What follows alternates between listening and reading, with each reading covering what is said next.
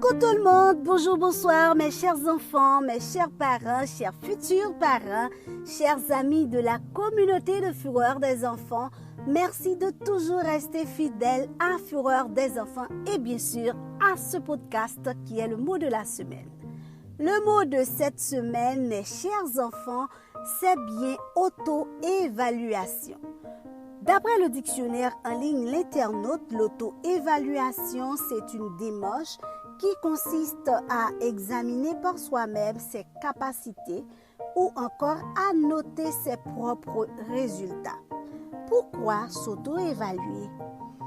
C'est pour être plus motivé dans ses apprentissages, dans ses entreprises et parce qu'aussi l'auto-évaluation nous rend plus disciplinés, plus performants, plus compétents.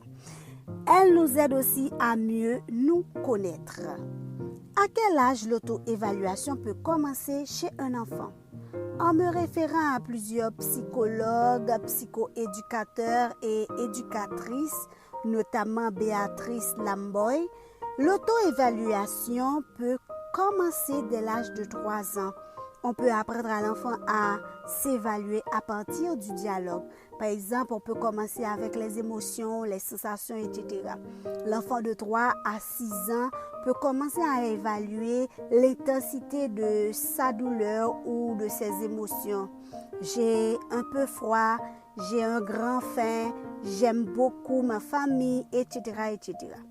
Pour les enfants plus âgés et les adolescents, bien sûr, s'auto-évaluer demande beaucoup plus que ça. À partir de 7 ans jusqu'à l'âge de l'adolescence, l'enfant peut commencer par reconnaître ses qualités, ses compétences et ses ressources. Adapté à son âge, vous pouvez apprendre à l'enfant à porter un jugement sur lui-même tout en étant bienveillant à son égard. Comment apprendre à son enfant à s'auto-évaluer? Premièrement, en faisant des exercices d'auto-évaluation avec l'enfant. Par exemple, vous pouvez lui faire une grille d'évaluation et dans cette grille qu'il doit remplir chaque jour ou chaque semaine ou encore chaque mois, cela va dépendre de vous. Vous allez aider votre enfant à évaluer sa aptitude, ses capacités, sa personnalité, ses compétences, etc. Deuxièmement, faites savoir à l'enfant qu'il est important d'être sincère, d'être juste et franc dans ses jugements et que toutefois, il ne doit pas être trop dur avec lui-même.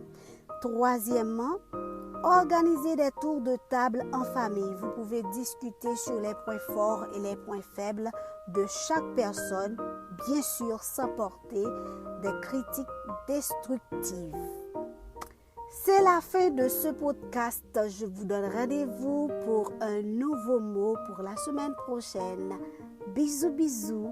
Bye bye à tous.